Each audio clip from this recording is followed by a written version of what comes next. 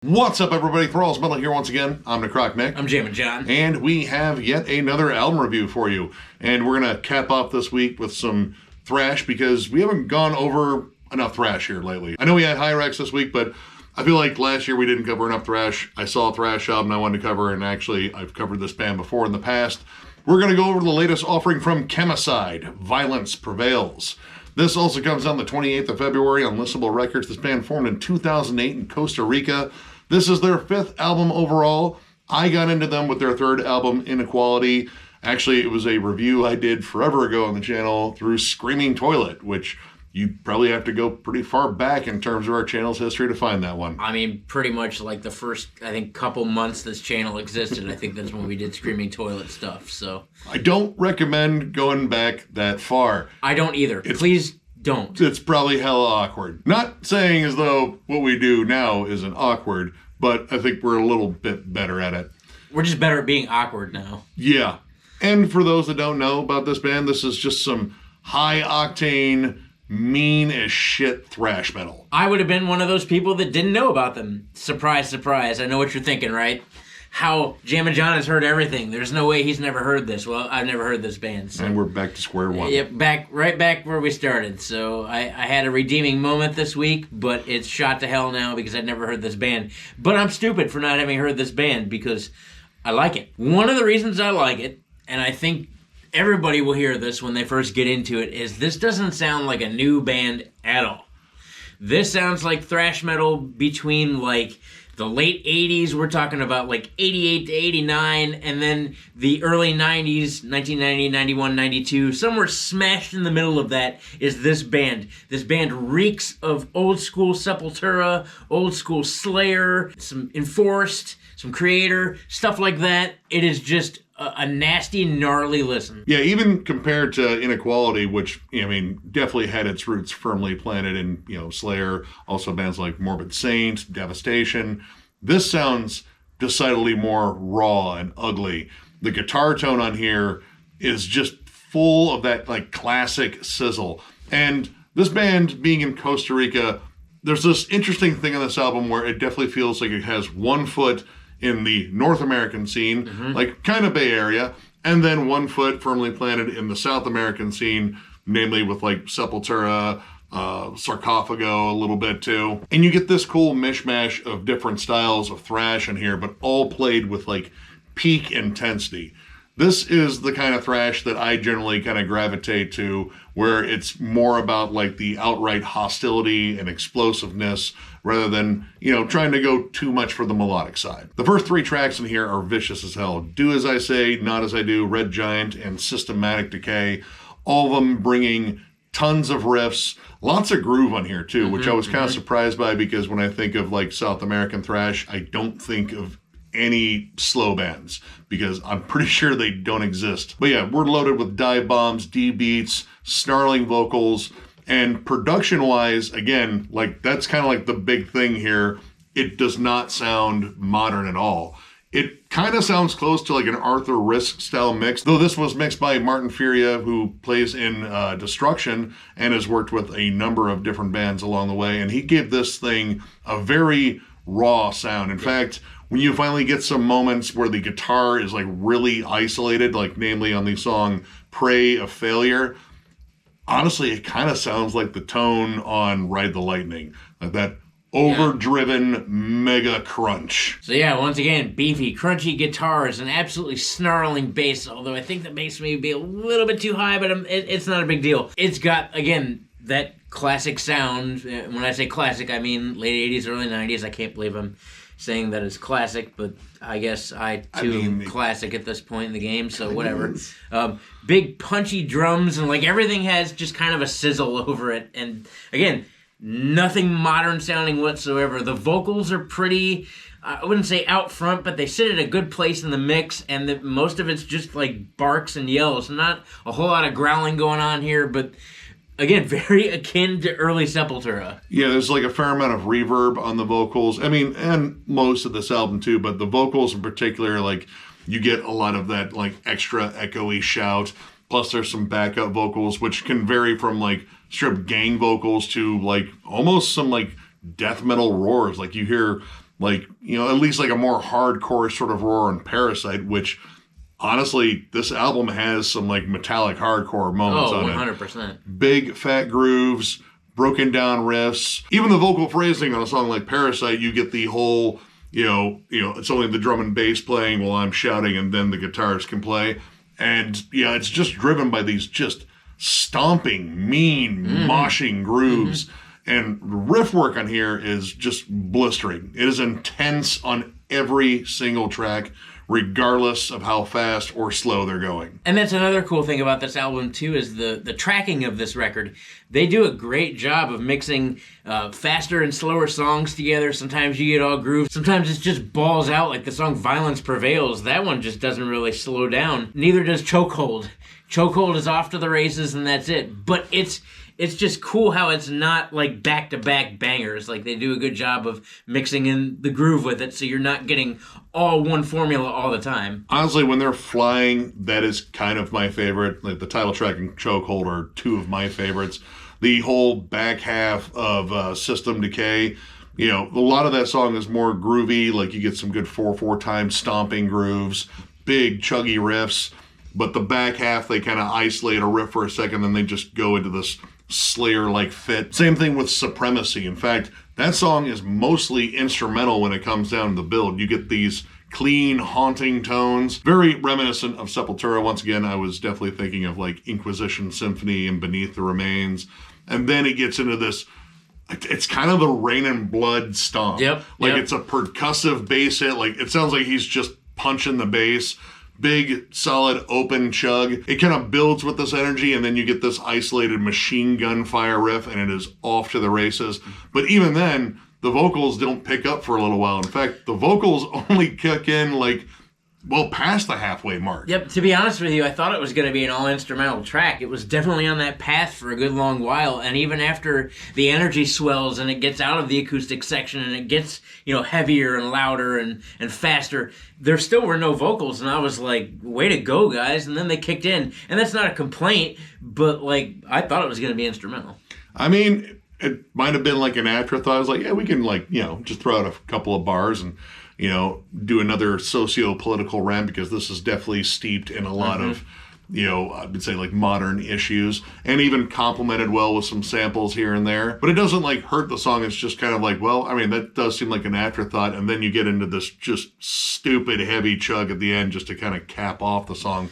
These songs are mean, and the whole vibe of this album is just hostile, explosive, kind of dark too. Again, it really reminds me more of later thrash, when it started getting a lot heavier, occasionally bordering on death metal.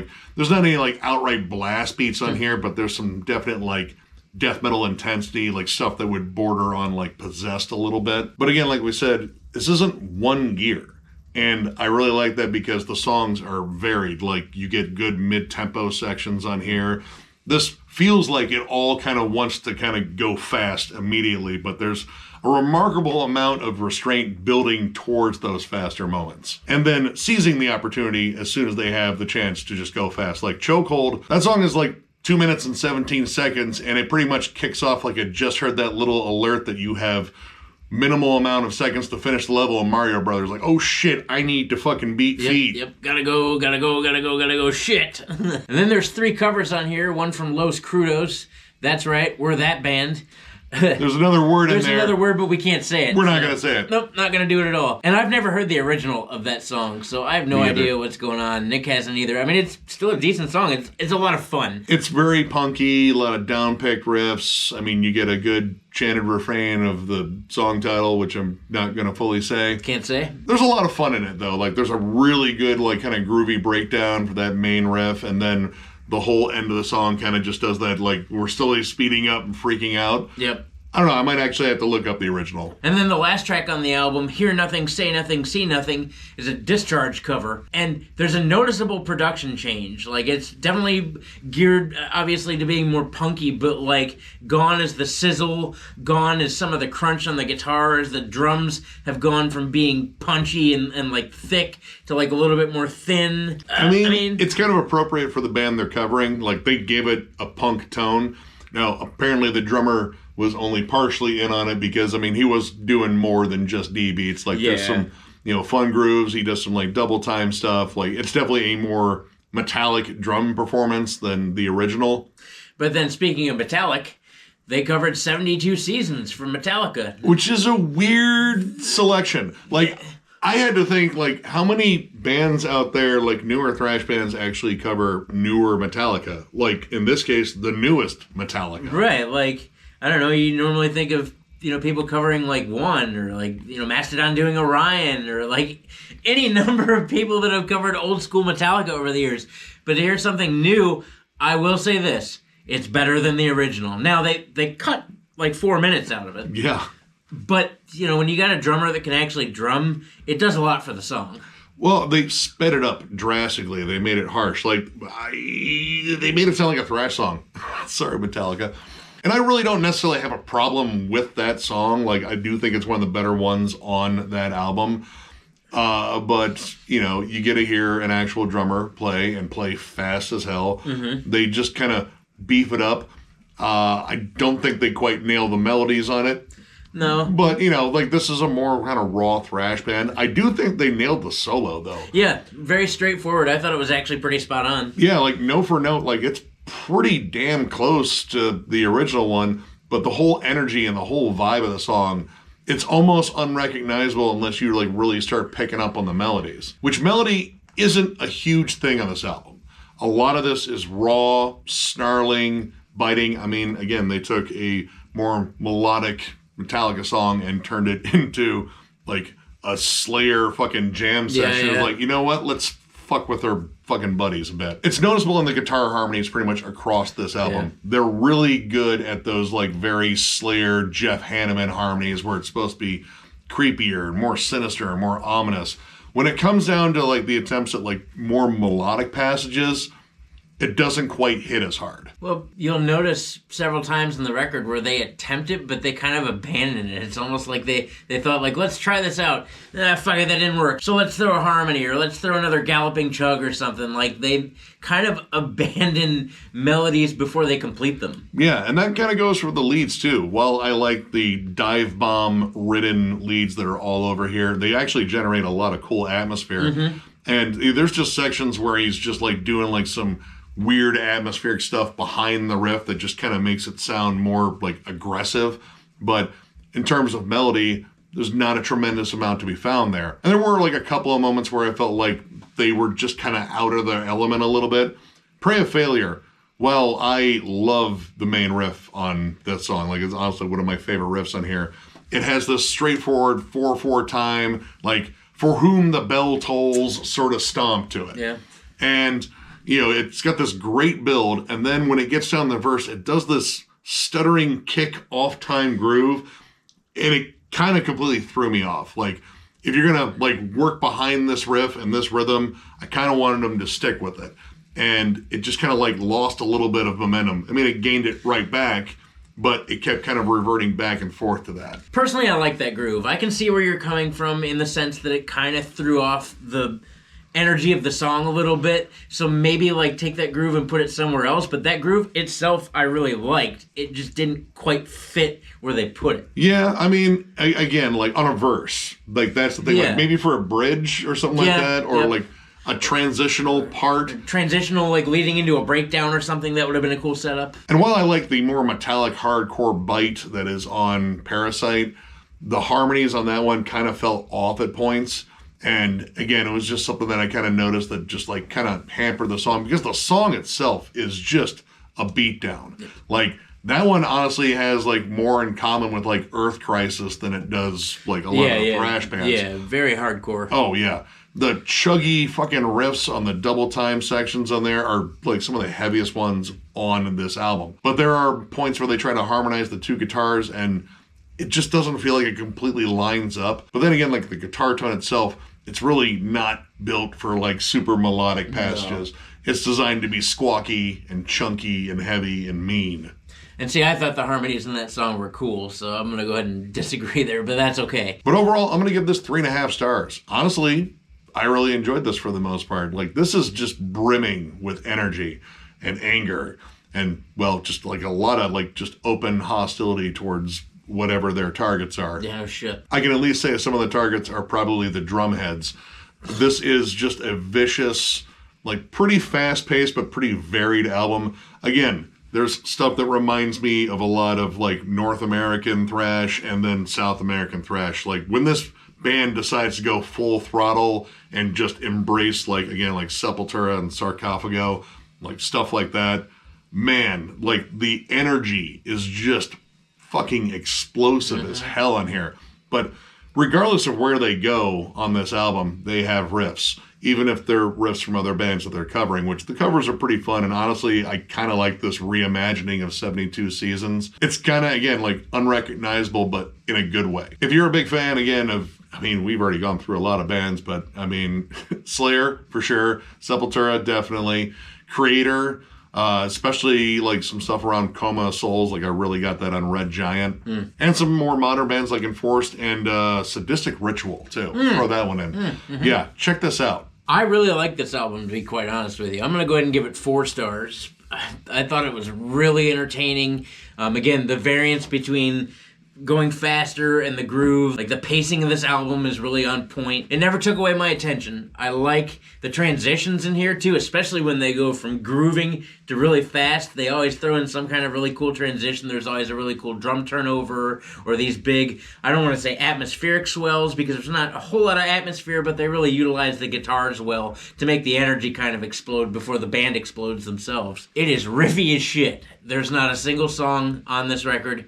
Even the covers, which they made pretty entertaining. There's not a single original song on this record that is not jam-packed full of awesome riffs and awesome grooves. I really like the fact that this doesn't sound like a new band. I like the fact that this sounds fiercely old school with bands that I love. Again, giant old Slayer vibes and giant old Sepultura vibes. Right now we're listening to Arise in the background. That's how much this reminded me of old school Sepultura. You cannot go wrong there. Also, excellent riff progressions. They build a lot of times on a lot of these riffs, and they build really well, and it always builds into, once again, something explosive and cool. So, yeah, once again, if you're a fan of old school thrash, Creator, Slayer, old school Sepultura, and then stuff like Power Trip and Enforced, things like that, you're going to really dig this. This band brings it pretty well. So, if you enjoyed this review, give it a thumbs up, and if you're new to the channel, subscribe, because we do stuff like this all the time. We also have memberships. They were only 99 cents, and our lone perk is doing members-only live streams, which we are going to be doing one probably here soon. Who knows what we'll talk about? We'll probably figure that out right before we talk about it. That's usually how it goes for us. I'm going to be honest with you guys. We never really know what the hell is happening. We're not really a thinky bunch. We're not. But memberships are the main way to support the channel now. We also still have our store, thrallsmetal.com, with our hats and shirts. That is linked down below in the video description. And of course, if you would like to join and become a member, there's a join button down there for you to press hard. Just tickle it or something. I don't know. Do whatever you want. I'm not here to judge you. Just touch it. And what we failed to mention, too, what we haven't talked about in a long time, I want to bring this up, too. If you hit that join button and become a member, you also get a booger troll. All right? We worked not long and not hard at all on AI coming up with something awesome for you guys. It was a booger troll. Where else on the internet can you go to get a booger troll? You can't. You can only get one here at Thralls of Metal. So, yeah, hit that button. Or don't hit that button. Either way, we're actually just thankful you're here and thankful that you keep watching us and watching us be dumbasses all the time. That's pretty much what we do here. Beyond that, though, tons of content coming your way. Album reviews, discography rankings we get at the gates coming up next, which is going to be sweet. Tons of live discussions, live streams, members streams, discussion forums, States of Metal, is it metal, is it not metal, Nick's never-ending collection updates, just tons of content. We have a whole bunch of crap planned for 2025. We're really excited about that. So yeah, thank you guys for being here. We appreciate you. Yeah, you guys absolutely rule. Tons of content coming your way. So one more big thank you, because you're awesome, and we will catch you later.